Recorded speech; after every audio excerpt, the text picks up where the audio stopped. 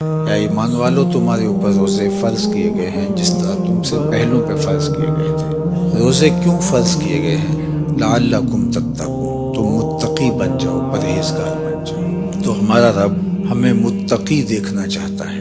حضرت سیدنا علی المرتضیٰ رضی اللہ تعالی عنہ نے تقوی کی خوبصورت تعریف ارشاد فرمائی ہے، یہ الخوف من الجلیل، یہ اس عالی مرتبت ذات باری کے خوف کا نام ہے، اللہ سے ڈرنے کا نام ہے تقوی۔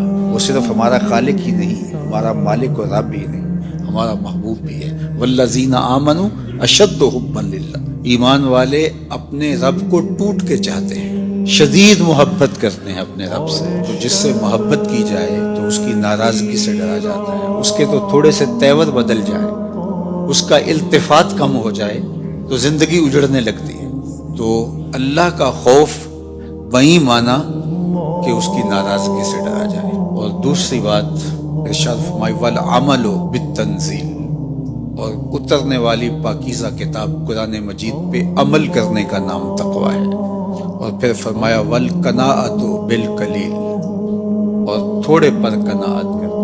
اللہ اگر زیادہ عطا فرما دے تو اس پہ شکر کرنا چاہیے، اور شکر کرنے سے نعمت فزوں تر ہوتی ہے، نعمتیں بڑھ جاتی ہیں۔ لیکن اگر اللہ زیادہ عطا نہیں فرماتا تو وہ خوب جانتا ہے کہ میں نے اپنے بندے کو کس جگہ رکھنا ہے، تو بندہ اس پہ راضی رہے کہ میرے مالک میں اس پہ راضی ہوں جس جگہ تو مجھے رکھنا چاہتا، تو اس کو قناعت کہتے ہیں۔ اور یہ تقوی ہے کہ اللہ پر بندہ ایسے راضی ہو جائے کہ اس کی عطا کردہ ہر نعمت پر وہ زیادہ ہے تب بھی راضی ہو، کم ہے تب بھی راضی ہو۔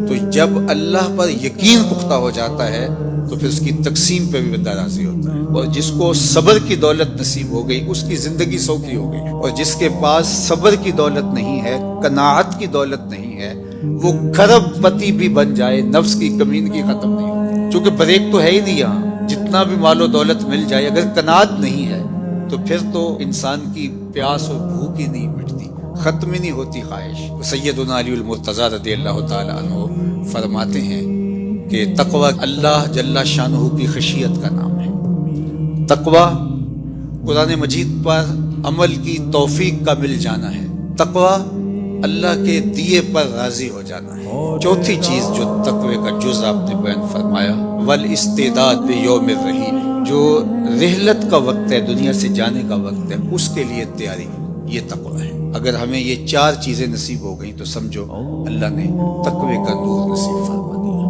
اور یہ میرا اور آپ کا مقصود ہے، ہمیں جن نیکیوں کی ترغیب دی گئی ہے ان میں سے سب سے بڑی نیکی ہے کہ ہم تقوی اختیار کریں، اور ہمارا رب چاہتا ہے کہ ہم متقی بن جائیں۔ تقوی کی ایک اور تعریف بھی کی گئی ہے اور وہ بہت خوبصورت تعریف ہے کہ تمہارا رب تمہیں جہاں دیکھنا چاہتا ہے تم وہاں پائے جاؤ، اور تمہارا رب جہاں تمہیں نہیں دیکھنا چاہتا تم وہاں نہ پائے جاؤ، تقوی اسے کہتے ہیں۔